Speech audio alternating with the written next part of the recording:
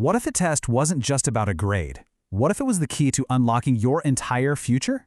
Well, that's exactly the idea we're diving into today. And it's all captured in this one title from our source material, English Language Testing, a Student Imperative. And look, this title, it's not just a description, right? It's a really bold claim. It's saying that English testing isn't just a nice-to-have or helpful skill. Now, it's something absolutely essential. So let's really unpack that. Let's see how they build this case. The key to this whole thing, it really comes down to one single word, imperative. Think about that. We're not talking about a suggestion here. It's not a you should probably do this kind of thing. An imperative is a must-do. It's a crucial, non-negotiable requirement. Just by choosing that one word, the stakes are immediately raised, like way up high. Okay, so to really get what they're saying, we've got to break it down. Let's take it piece by piece. First up, what are we actually talking about when we say English language testing in this context? I mean, we've all taken tests, right? But what's the real purpose of a test in this framework? Is it just to see if you know your grammar rules? Or is there something bigger going on here? So according to this argument, the test isn't just an exam. It's a tool, a very specific tool with a few key jobs. For one, it standardizes assessment, makes it a level playing field for everyone. It also gives us a universal benchmark, so a score from one place means the exact same thing somewhere else. Then it actually certifies your skill level, like getting an official credential. And this is the big one, it acts as a gateway to opportunity. The main takeaway here is that the test is being framed as this incredibly useful, even necessary tool. All right, so that's the tool, but who's using it?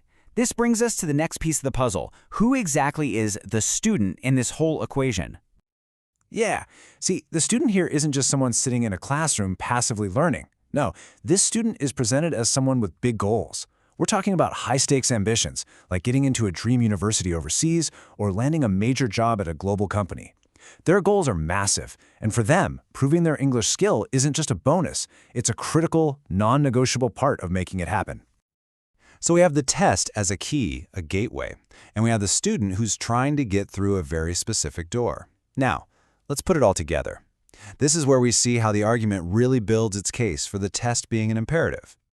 And this is where it all clicks. The logic is actually pretty straightforward, but really powerful. Step 1, a student has a big goal, and that goal requires proven English skills. Step 2, the accepted way to provide that proof? A standardized test. It's like the universal currency. Step 3, that proof then becomes a non-negotiable requirement. You just have to have it. So step 4, the test itself becomes the imperative. It's not an option anymore. It's the one thing you have to do to get to your goal. This really brings us to a fork in the road, a big difference in how you can look at this. Do you see these tests as a gatekeeper, a barrier that's there to keep you out? Or do you see it as a gateway, a key that proves what you can do and opens the door? By using the word imperative, this argument is making its choice crystal clear. It's framing the test as an empowering gateway, not a restrictive gatekeeper.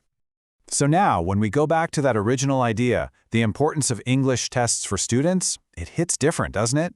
The importance here isn't about acing a grammar quiz. It's about achieving huge, life-changing goals. It's about the real-world, practical value these tests have when proving your skills is everything. And that leaves us with one final, really big question to think about. If a skill, any skill, becomes a true imperative for reaching your biggest dreams, how does that change the way you should learn it? What does that mean for your motivation, for your strategy, for how we think about education itself? Something to chew on. Thanks for digging into this with me.